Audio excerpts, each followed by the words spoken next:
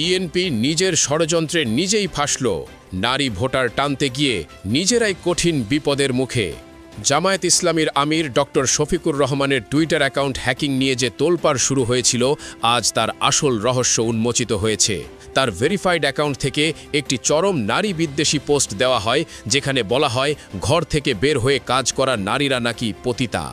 পোস্টটি ভাইরাল হতেই মুহূর্তের মধ্যে বিএনপি ও ছাত্রদল সারা দেশে কর্মসূচি ঘোষণা করে এবং কোনো যাচাই বাছাই ছাড়াই ডক্টর শফিককে নারী বিদ্বেষী বলে আন্দোলন শুরু করে। তাদের এই অস্বাভাবিক দ্রুততা এবং প্রস্তুতি স্পষ্টভাবে ইঙ্গিত দেয় যে পুরো ঘটনাটি আগে থেকেই পরিকল্পিত ছিল। বিএনপির এই ষড়যন্ত্রের মূল লক্ষ্য ছিল নারী ভোটারদের প্রভাবিত করা। তারা জানে যে আগামী নির্বাচনে নারী ভোটাররা সিদ্ধান্তকারী ভূমিকা পালন করবে।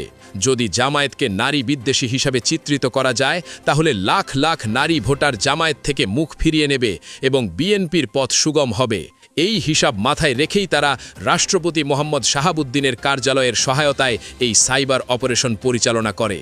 জামায়াতের সংবাদ সম্মেলনে উপস্থাপিত ডিজিটাল ফরেনসিক প্রমাণ থেকে জানা যায়, রাষ্ট্রপতির সহকারী সারোয়ারের অফিসিয়াল ইমেল ব্যবহার করে শক্তিশালী ফিশিং লিঙ্ক পাঠানো হয় এবং সেই লিঙ্ক দিয়েই অ্যাকাউন্ট হ্যাক করা হয়।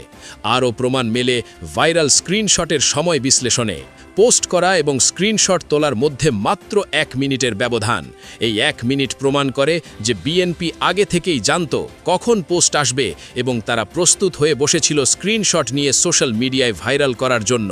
শুধু তাই নয়, বিএনপি টাকার বিনিময়ে দরিদ্র নারীদের প্রতিজনকে 500 থেকে 1000 টাকা দিয়ে মিছিলে নামিয়েছে। এসব নারীদের বেশিরভাগই জানতেন না আসলে কি ইস্যুতে তারা প্রতিবাদ করছেন। তাদের শুধু বলা হয়েছিল জামায়াত নারীদের বিরুদ্ধে কথা বলেছে। কিন্তু ঘটনার মাত্র 24 ঘন্টার মধ্যে জামায়াতের মিডিয়া বিভাগ জরুরি সংবাদ সম্মেলন ডেকে ডিজিটাল ফরেনসিক প্রমাণসহ দেখিয়ে দেয় যে অ্যাকাউন্ট হ্যাক করা হয়েছিল এবং এতে রাষ্ট্রপতির কার্যালয় ও বিএনপি সরাসরি জড়িত। আইটি বিশেষজ্ঞরা লাইভ দেখিয়েছেন কিভাবে ফিশিং ইমেল এসেছে, কোন আইপি অ্যাড্রেস ব্যবহার করা হয়েছে এবং কিভাবে অ্যাকাউন্ট হ্যাক করা হয়েছিল। এই প্রমাণের সামনে বিএনপির সব ষড়যন্ত্র ভুল প্রমাণিত হয়ে গেছে এবং এখন তারাই প্রশ্নবিদ্ধ হয়েছে। সবচেয়ে বড় বিষয় হলো, দেশের জনগণ বিএনপির এই ভণ্ডামি বুঝে গেছে। সারা দেশ থেকে হাজার হাজার মানুষ ডক্টর শফিকুর রহমানকে সমর্থন জানিয়েছেন। বিশেষ করে নারীরা জানিয়েছেন যে তারা বুঝতে পেরেছেন কে আসলে তাদের সম্মান করে আর কে শুধু ভোটের জন্য ব্যবহার করতে চায়।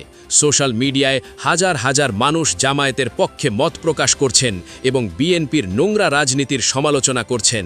অনেক সাধারণ মানুষ জানিয়েছেন যে তারা আগের মতোই জামায়াতকে ভালোবাসেন এবং বিশ্বাস করেন। রাজনৈতিক বিশ্লেষকরা বলছেন, বিএনপির এই ব্যর্থ ষড়যন্ত্র আসলে জামায়াতের জনপ্রিয়তা আরও বাড়িয়ে দিয়েছে। যে কৌশল নিয়ে বিএনপি ভেবেছিল নারী ভোটার টেনে ক্ষমতায় যাবে, সেই কৌশলই এখন তাদের বিরুদ্ধে কাজ করছে। রাষ্ট্রপতির কার্যালয়ের সহায়তায় হ্যাকিং, টাকা দিয়ে নারীদের মিছিলে আনা এবং মিথ্যা অভিযোগ তৈরি করা, এসব কিছুই এখন প্রমাণিত এবং জনগণের সামনে স্পষ্ট। জামায়াত এই পরীক্ষায় উত্তীর্ণ হয়ে আরও শক্তিশালী হয়ে উঠেছে এবং দেশের মানুষ এখন ভালোভাবেই বুঝতে পারছে কে সত্যিকারের জনবান্ধব আর কে শুধু ক্ষমতার লোভে যে কোনো নিচু পথ বেছে নিতে পারে।